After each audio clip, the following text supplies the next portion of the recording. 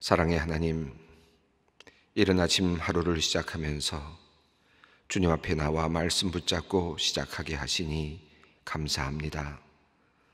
추석 명절 보내고 모두가 고나게 잠들었을 이 새벽에 그래도 주님께 희망을 두고 가족들을 위해, 나라를 위해, 나 자신을 위해 기도의 자리에 앉습니다. 돌이켜보면 모든 것이 하나님의 은혜입니다. 때로는 낙심과 슬픔으로 인하여 마음이 짓눌릴 때도 있었습니다. 삶의 목적을 잃은 채 흔들릴 때도 있었습니다. 떨쳐버리기 힘든 두려움과 염려로 괴로워할 때도 있었습니다. 하오나 늘 주님께서는 우리의 위로자가 되어주셨고 참 목자가 되어주셨습니다. 하늘로부터 오는 평안을 누리게 하셨으며 하늘의 소망을 가진 넉넉한 사람이 되게 해주셨습니다. 큰 태풍이 여러 번 이 나라를 지나갔습니다. 물이 차오르고 집이 물에 잠기는 일도 있었습니다. 비가 내리고 바람이 부는 하늘을 보며 한탄하고 눈물을 흘릴 때도 있었습니다. 모든 곡식들과 열매들이 모두 떨어져 낙심하며 울던 날도 있었습니다. 코로나19로 인하여 가게의 문을 닫았던 날도 많았습니다. 예배당의 자리가 텅 비어 있는 상황 속에서 온라인으로 예배를 드리던 날들이 많았습니다. 하나님, 그럼에도 불구하고 주님은 우리를 살펴주셨고 도울 일을 보내어 주셨고 낙심 중에 위로를 내려주셨습니다. 무엇보다 하나님의 말씀에 꼴을 먹으며 더 단단한 믿음을 허락해 주셨습니다. 오늘도 감사한 마음으로 광야와 같은 시간을 보내며 주님께 기도하는 이들이 많이 있습니다. 하나님, 우리 소망의 가족들에게 베풀어 주신 은혜와 사랑에 감사드립니다. 외로움과 안타까움 속에서 추석 명절을 보내고 있는 이들을 위해 기도합니다. 최근 사랑하는 이를 주님의 품에 보내드리고 첫 명절을 맞은 가족들의 눈물을 주님께서 닦아 주시옵소서. 이혼을 하거나 사랑하는 사람과 헤어져 가족들이 모두 모인 다른 이들을 보며 부러움과 더불어 지난 과거를 아프게 회상하는 이들의 마음을 주님께서 위로하여 주시옵소서. 작년과는 너무나도 다른 가정의 환경들, 사업의 실패나 여러 가지 어려움으로 인해 슬픈 명절을 보내고 있는 가정들도 있습니다. 하나님께서 새 힘을 주시고 다시 일어설 용기를 주시옵소서. 가족들의 상처난 마음을 주님께서 싸매어 주셔서 어려움 속에서도 가족 간의 사랑만큼은 잃지 않도록 주님께서 지켜주시옵소서. 명절을 보내며 가족들을 섬기느라 쉼없이 수고한 모든 어머니들을 위해 기도합니다. 어머니의 자녀를 향한 그 손길에 복을 주시고 섬기는 손길이 기도하는 손길로 이어져서 가족들을 믿음 안에서 든든히 세워가는 귀한 주춧돌이 되게 하여 주시옵소서. 명절을 보내고 오고 가는 가족들을 지켜주시고 자녀들을 다시 멀리 떠나보내고 허전해하는 부모님들 마음을 주님께서 위로하여 주시며 각자 자기의 자리에서 최선을 다하며 자신에게 주어진 생명을 충실하게 만들어가는 우리 가족들 모두가 또한 되게 하여 주시옵소서. 특별히 이번에 코로나19로 인하여 고향에 다녀오지 못한 가족들에게 위로를 내려주시고 마음의 평안을 내려주시옵소서. 하나님, 감옥이나 구치소 혹은 배를 타고 멀리 나가 있는 식구들이 있어 이번 명절이 너무나도 애틋하고 마음이 아픈 가정들도 있습니다. 또 얼마 전 사랑하는 가족들과 가족들을 잃어서 더 아픈 마음 아픈 이들이 있습니다. 하나님, 그들과 함께 하시고 억울한 마음과 아쉬운 마음 주님께서 위로하여 주시옵소서. 이 명절에 그리고 코로나19로 온 세계가 위협받고 있는 이 시기에 자신의 안전을 생각하지 아니하고 선교지에서 사명을 감당하고 있는 선교사님들이 있습니다. 하나님, 이들은 이번 명절에도 부모님을 찾아뵙지 못하고 동기들, 친척들과 따뜻한 시간도 갖지 못합니다. 더욱이 생명의 위험을 무릅쓰고 복음 전파의 일을 감당하고 있습니다. 선교사님 가정에 그리고 그 부모님과 친척들에게 크신 은혜와 위로를 내려주시옵소서. 비록 몸은 떨어져 있지만 기도와 사랑으로 더욱 하나가 되는 믿음의 가정, 사명의 가정이 되게 하옵소서. 늘 이맘때가 되면 자신의 휴가를 이용해, 명절을 이용해 선교지에 나가 봉사하던 손길들이 있었습니다. 의료선교부를 비롯하여 대학 청년부 그리고 여러 공동체가 선교지에 나가 복음을 전하곤 하였습니다. 하지만 이번에는 그렇게 할 형편이 되지 못하여 코로나가 사라지기만을 바라고 있는 상황입니다. 하지만 주님, 우리가 비록 선교지에 직접 방문하지는 못하지만 지금까지 우리가 방문하였던 선교지들을 생각하며 주님께 기도드립니다. 하나님, 각자 우리가 선교지를 생각하며 기도할 때에 그곳에 있는 선교사님들에게 힘과 용기를 주시고 믿지 않는 이들이 하나님께로 돌아오는 기적의 역사가 일어나게 하여 주시옵소서. 아버지 하나님, 모든 국민이 명절을 풍성하게 그리고 기쁘게 보낼 수 있도록 이 나라의 영토를 지키고 있는 국군 장병들의 건강을 지켜 주시옵소서. 이 나라의 국방이 튼튼하게 하시고 이 나라의 국민들이 안전하게 보호받으며 한 사람도 어려움 당하거나 목숨 잃거나 또한 희생당하지 않으며 살아갈 수 있는 든든한 군대 되게 하여 주시옵소서. 이제 주님의 말씀 앞으로 나아갑니다. 우리가 육의 양식뿐 아니라 영의 양식으로 채워지기를 또한 소망합니다. 겉으로는 힘차 보이나 실제로 죽은 자 되지 않도록 날마다 주님의 말씀 붙잡고 말씀으로 생명의 힘 얻으며 살게 하여 주시옵소서. 주실 말씀 기대합니다. 우리 주 예수 그리스도의 이름으로 간절히 기도 올리옵나이다. 아멘. 오늘 우리에게 주시는 하나님의 말씀은 사도행전 5장 33절로 42절 말씀입니다. 사도행전 5장 33절로 42절 말씀 함께 봉독하도록 하겠습니다. 그들이 듣고 크게 노하여 사도들을 없이 하고자 할새 바리새인 가말리엘은 율법 교사로 모든 백성에게 존경받는 자라. 공회 중에 일어나 명하여 사도들을 잠깐 밖에 나가게 하고 말하되 이스라엘 사람들아, 너희가 이 사람들에 대하여 어떻게 하려는지 조심하라. 이전에 드다가 일어나 스스로 선전함에 사람이 약 400명이나 따르더니 그가 죽임을 당함에 따르던 모든 사람들이 흩어져 없어졌고 그 후 호족할 때에 갈릴리 유다가 일어나 백성을 꾀어 따르게 하다가 그도 망한즉 따르던 모든 사람이 흩어졌느니라. 이제 내가 너희에게 말하노니 이 사람들을 상관하지 말고 버려두라. 이 사상과 이 소행이 사람으로부터 났으면 무너질 것이요 만일 하나님께로부터 났으면 너희가 그것을 무너뜨릴 수 없겠고 도리어 하나님을 대적하는 자가 될까 하노라 하니 그들이 옳게 여겨 사도들을 불러 채찍질하며 예수의 이름으로 말하는 것을 금하고 놓으니 사도들은 그 이름을 위하여 능력받는 일에 합당한 자로 여기심을 기뻐하면서 공회 앞을 떠나니라. 그들이 날마다 성전에 있든지 집에 있든지 예수는 그리스도라고 가르치기와 전도하기를 그치지 아니하니라. 아멘.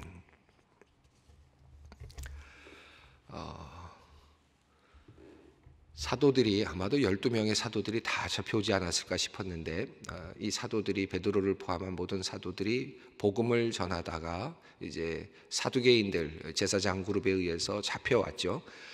잡혀왔음에도 불구하고 하나님께서 옥에서 그들을 놓아주셨습니다. 그리고 이 생명의 말씀을 전하라고 그렇게 말씀하셨습니다. 그래서 또다시 성전 솔로몬의 행각에 가서 또다시 이른 아침부터 복음을 전하였는데 그 이후에야 그 감옥에 제자들이 없다는 사실, 가두었던 사람들이 없어졌다는 사실을 알고 다시 찾아보니까 이미 말씀을 전하고 있는 모습을 보았습니다. 다시 잡아들여서 이제 신문을 하는 장면이 앞서 있는 본문이었죠. 이제 본문 속에서 이제 그들이 신문을 받을 때 두려워하지 아니하고 그 복음에 대한 내용을 말씀했습니다. 이 생명의 말씀이 무엇인지 우리가 지난 시간에 뒷부분에서 다시 한번 확인했습니다. 우리가 사도행전을 읽어가면서 1장부터 지금 5장 이렇게 이어지고 있는데 계속해서 이 복음의 핵심, 그러니까 이 초대교회가 가지고 있었던 원복음이라 그럴까요? 그들이 처음부터 무엇을 주장했는가? 그리고 무엇을 증거했는가, 무엇을 선포했는가 하는 그 내용들을 계속해서 반복적으로 살펴보고 있습니다. 그 중에 이 생명의 말씀은 예수 그리스도를 가리킨다라고 말씀을 드렸는데, 그리고 나서 이 5장에 보면 이 생명의 말씀이 무엇인지 다시 한번 확인할 수 있는데 30절과 31절 말씀이었습니다. 제가 다시 한번 읽어드리겠습니다.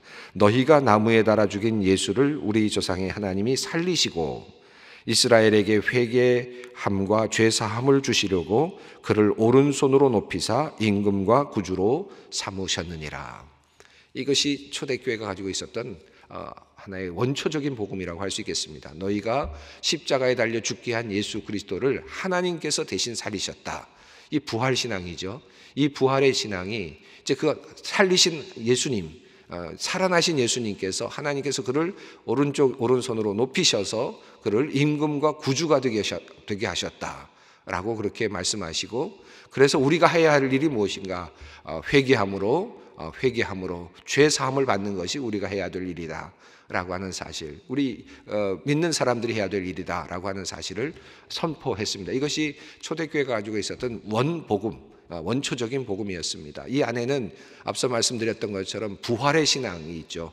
우리가 죽어도 그 죽은 예수를 살리신 그 하나님께서 이제 예수를 믿는 우리 모두를 이제 우리가 죽더라도, 우리가 어떤 상황 속에서도 우리를 다시 끌어올리시고 우리를 부활시키실 것이라고 하는 이 부활의 신앙이 함께 공존하는 것이죠.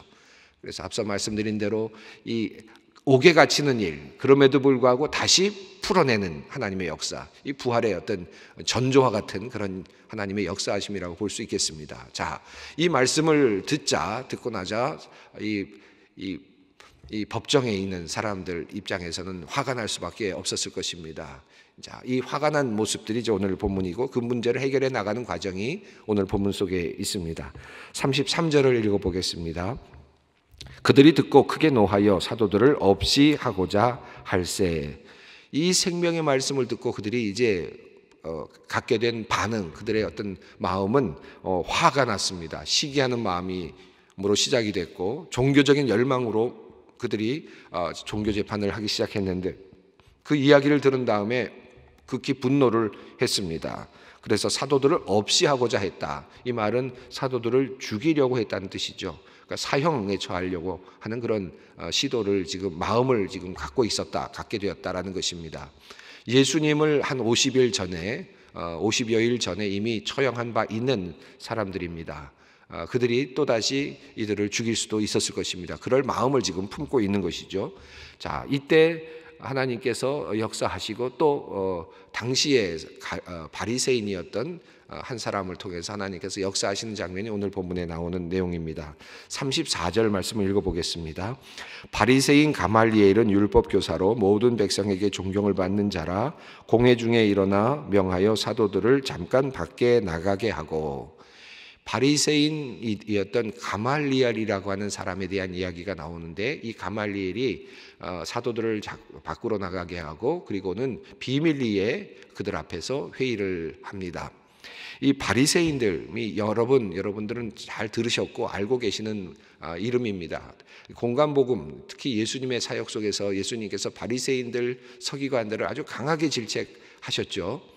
그래서 이 바리새인들 하면 우선 벌써 굉장히 멀리 떨어져 있는 것처럼 보이는데, 이 사도행전에 오면 사두개인들, 부활을 인정하지 않는 사두개인들에 대해서 더 강한 어떤 적대감이 나타나고 있고, 바리새인들에 대해서는 조금 더 열려 있는, 그리고 바리새인들이 도리어 초대교회 공동체에 어느 정도 관여하고 있거나 또는 참여하고 있는, 또는 다시 회개하고 돌아오고 있는, 또 초대교회 공동체가 성장하는데 도움을 주고 있는 그런 경우들을 종종 보게 됩니다.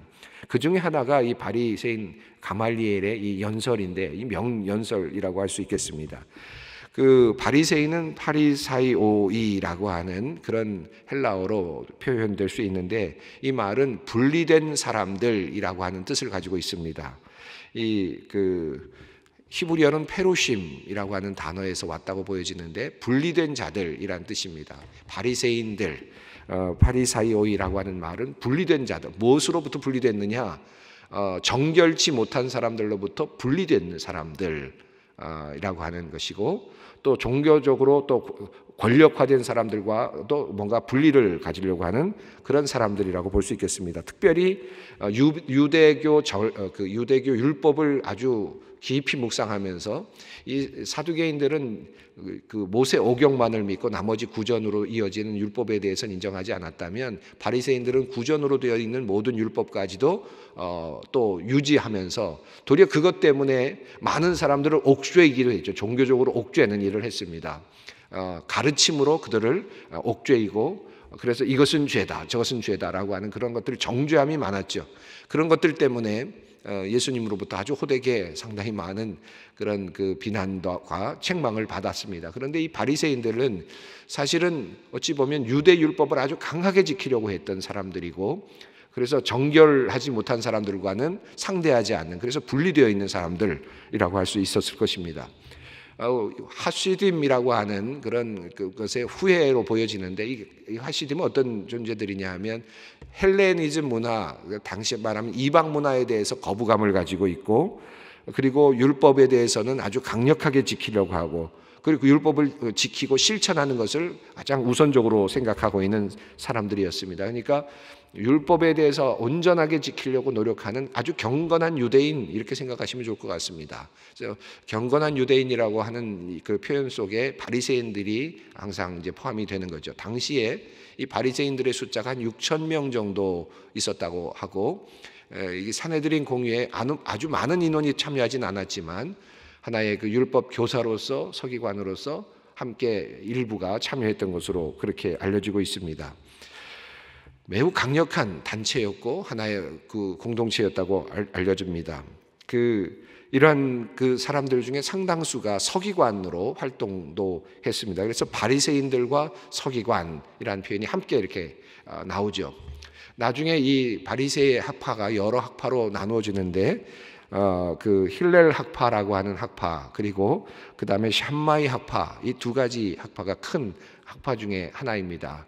이 중에서 힐렐 학파가 나중에 이스라엘 공동체를 끝까지 이제 이어가려고 하는 그런 하나의, 지금 우리가 보고 있는 그 이스라엘 민족들이 율법을 지키고 또 율법을 계속해서 끌고 나가는 그런 모습들을 보여주는데, 그런 것의 그 원류가 되는 그런 학파가 바로 바리새인들이었고 힐렐 학파라고 할 수 있겠습니다. 그러니까 이 힐렐 학파는 아주 민족주의적인 그런 강한 성향도 가지고 있고, 율법을 바로 지키려고 하는, 그래서 나라가 멸망한 다음에도 성전이 없어지고 AD 70년 성전이 무너지고 다 흩어진 다음에도 율법을 끝까지 지키려고 노력함으로써 이스라엘의 정체성을 유지했던 사람들이 바로 바리새인입니다. 그러니까 그런 의미에서 본다면 아주 상당한 그 정체성을 가지고 있는 그런 사람들이었다고 할 수 있겠습니다.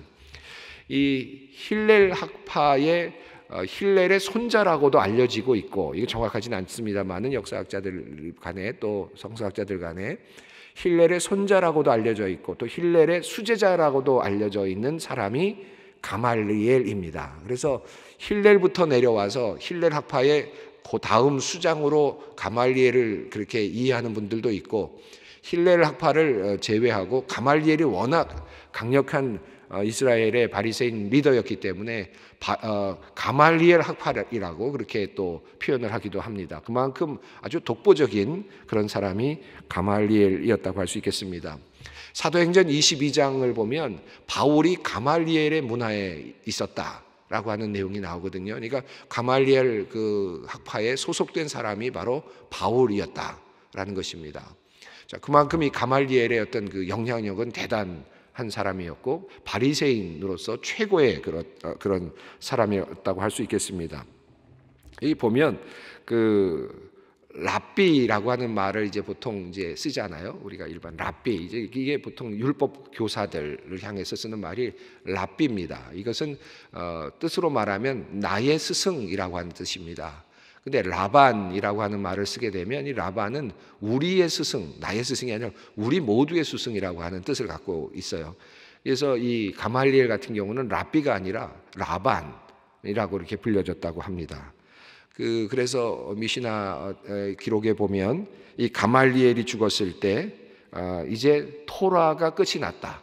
그러니까 율법이 이제 끝이 났고 그리고 순전함과 분리가 이제 죽었다라고까지 이야기할 정도로 이 율법을 지켜내는 아주 대단한 인물로 묘사되었던 사람이 가말리엘이었다. 이렇게 역사학자들 또 성사학자들이 우리들에게 알려주고 있습니다. 자, 그만한 대단한 사람이 이제 연설을 하는 거죠.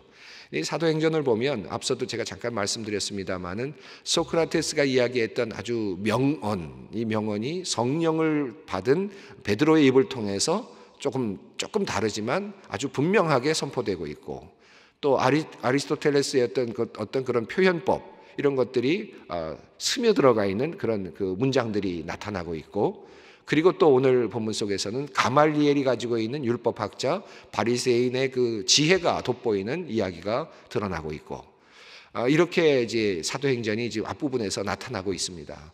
이건 어떤 의미일까요? 이것은 물론 하나님의 큰 섭리 가운데 있고, 또 그것들이 그런 것들이 이용되면서 지금 기독교를 지금 전파하고 있는데, 그것은 당시의 유명한 철학자들, 당시의 대단한 학자들, 이런 사람들의 그 지혜가 함께 어우러지면서 그들의 지혜가 결과적으로는 하나님의 아들 예수가 그리스도이시다라고 하는, 그리고 성령 임재를 통해서 초기 기독교가 탄생해 나가는데 아주 매우 중요한 역할을 그들도 함께 하고 있다라고 하는 그런 아주 또 의미 있는 그런 내용들이라고도 할 수 있겠습니다. 그런 것들이 사도행전에 이렇게 함께 들어 있는 것이죠. 오늘은 그런 의미에서 가말리엘의 이야기가 매우 흥미롭습니다. 자, 헬라의 철학자가 아닌 이 유대교를 지켜가는 아주 최고의 수장 가말리엘이 이 사건을 보면서 당시에 예루살렘에서 일어나고 있는 이런 소요라고 할 수도 있겠죠. 이 사두개인들이 보기에는 소요고, 성전을 지키는 사람들에게 따르면 보게 된다 입장에서 본다면 이것은 소요에 가까운 일이었을 텐데, 이것을 바라보는 율법학자, 대학자의 관점이 어떤 것인지를 우리가 볼 수 있겠습니다. 우선 지혜롭게 가말리엘은 사도들이 그 이야기를 듣지 않게 하기 위해서 그들을 내보냅니다. 당연히 그랬겠죠. 그들이 이 이야기를 들었으면 의기충천하지 않았겠습니까? 그러니까 이 이야기를 듣지 못하도록 밖으로 나아가게 하고, 그리고 이야기를 합니다. 이 이야기가 어떻게 누가에게 들려왔을지, 또 어떤 방식으로 누가는 이것을 알게 되었을지 우리는 그 내용에 대해서는 우리가 알 수가 없습니다. 다만 하나님께서 성령을 통하여 어떤 방식을 통하여 누가에게 이 이야기를 전하여 주셨고, 누가는 이 사실을 지금 적고 있습니다. 35절, 이제부터 가말리엘이 이야기하는 내용입니다. 35절 읽습니다. 말하되 이스라엘 사람들아, 너희가 이 사람들에 대하여 어떻게 하려는지 조심하라. 자, 우선 조심해서 이 일을 처리하자라고 제안을 합니다. 이 36절 읽습니다. 이전에 드다가 일어나 스스로 선전함에 사람이 약 400명이나 따르더니 그가 죽임을 당함에 따르던 모든 사람들이 흩어져 없어졌고. 이 드다에 대한 이야기가 나오고요. 그리고 이제 37절에 또 다른 사람의 이야기가 나오는데, 이 드다에 대한 이야기는 역사학자들마다 조금 입장이 좀 다릅니다. 이 드다에 대한 기록이 요세푸스 기록에 있습니다. 그런데 요세푸스의 기록에 따르면 AD 한 44년 경으로 이렇게 파악이 됩니다. 그러니까 예수님이 돌아가시고 그리고 얼마 후에 부활하시고 얼마 후에 그 초대교회 교인들이 지금 성령을 받는 그런 과정으로 본다면 연도 차이가 도리어 뒤로 물러가죠. 그래서 드다에 대한 이야기가 뭔가 혼란이 있는 것 아닌가라고 이렇게 또 이야기하기도 합니다. 더군다나 37절을 보면 그 후에라는 말이 나와서 그 갈릴리 유다의 어떤 그 폭동보다 앞서 있는 이야기로 나타나고 있는데, 갈릴리 유다의 그 폭동에 대해서는 어느 정도 역사학자들이 동의하는 부분들이 있습니다. 그리고 역사적인 근거들이, 연대를 추정할 수 있는 근거들이 있거든요. 그것보다 앞서 있는 것으로 보면 상당히 앞서 있어야 되는데, 그렇다면 갈릴리 유다의 그 반란이 AD 6년경으로 보거든요. 왜냐하면 호적하던 때라고 하는 그 때가 있기 때문에 역사적으로 호적하던 때가 AD 6년에 있었습니다. 그러니까 그것을 감안해서 본다면 이게보다 앞선 내용인데 이게 뭐가 좀 문제가 있지 않느냐라고 이해하는데, 성서학자들에 따르면 아마도 요세푸스가 혹시 착각한 것 아닐까 하는 첫 번째 그런 또 방법이 또 다른 가설이 있을 수 있겠고, 또 당시에 보면 이 드다라는 이름이라든지 뭐 유다라든지 뭐 이런 이름들이 상당히 흔한 이름들이었기 때문에 앞서 있는 또 다른 하나의 사건들이 있지 않았을까 하는 그런 또 다른 추측을 해봅니다.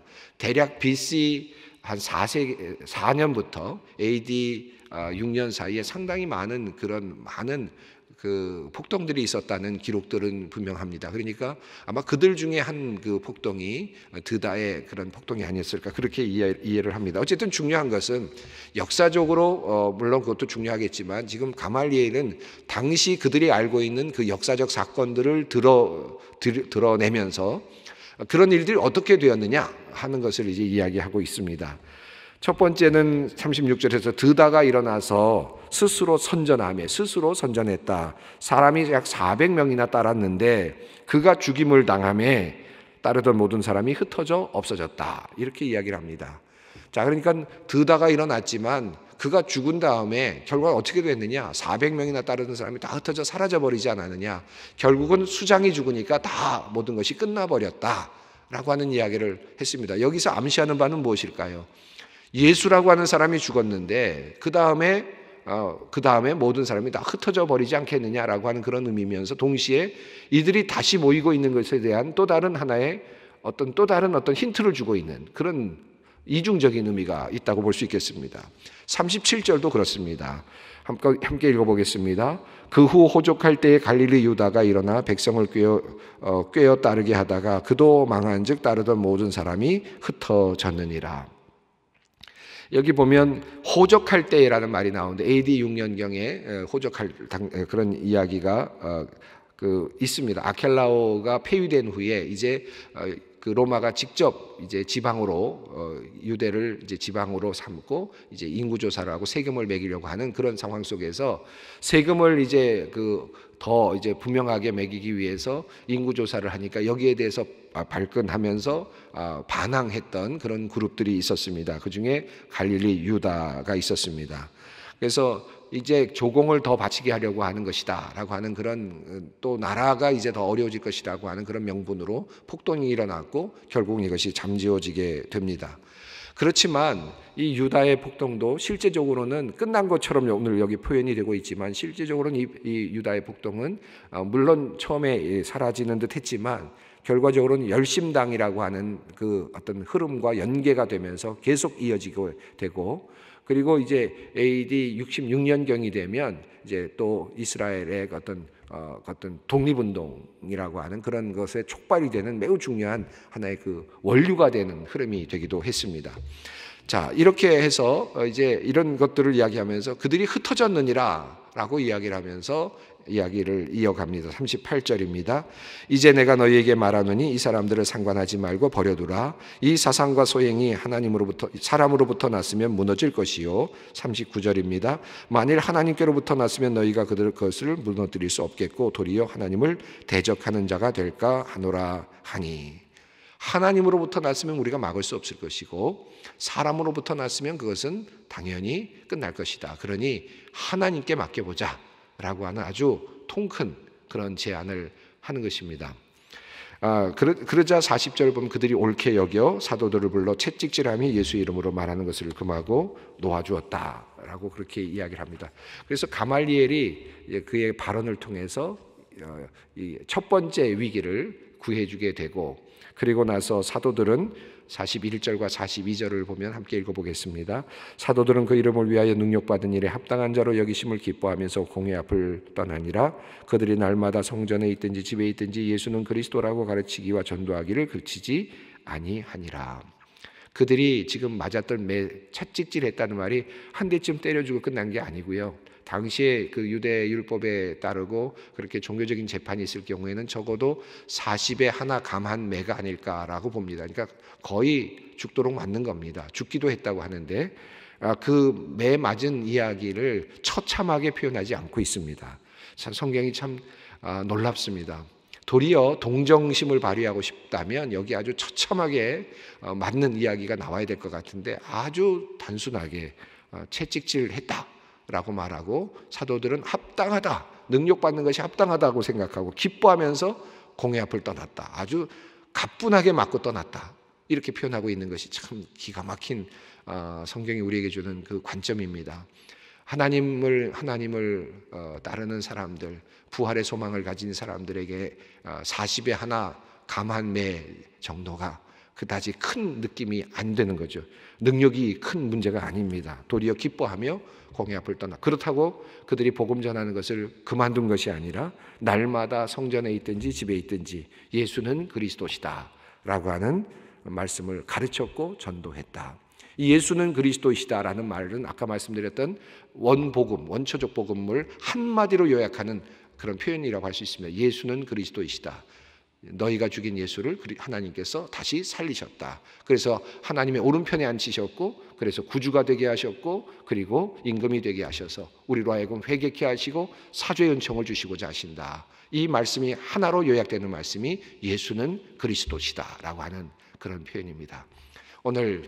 오늘도 함께 주님 앞에 기도할 때 예수는 그리스도이시다. 예수는 그리스도이시다. 이 말씀, 이 마음을 품고 사도들이 끝까지 매를 맞으면서도 붙잡으려고 했던 이 말씀 붙잡으면서 함께 오늘 기도의 자리로 나아갔으면 좋겠습니다. 기도하겠습니다. 하늘에 계신 우리 아버지, 아버지의 이름을 거룩하게 하시며 아버지의 나라가 오게 하시며 아버지의 뜻이 하늘에서와 같이 땅에서도 이루어지게 하소서. 오늘 우리에게 일용할 양식을 주시고 우리가 우리에게 잘못한 사람을 용서하여 준 것 같이 우리 죄를 용서하여 주시고 우리를 시험에 빠지지 않게 하시고 악에서 구하소서. 나라와 권능과 영광이 영원히 아버지의 것입니다. 아멘.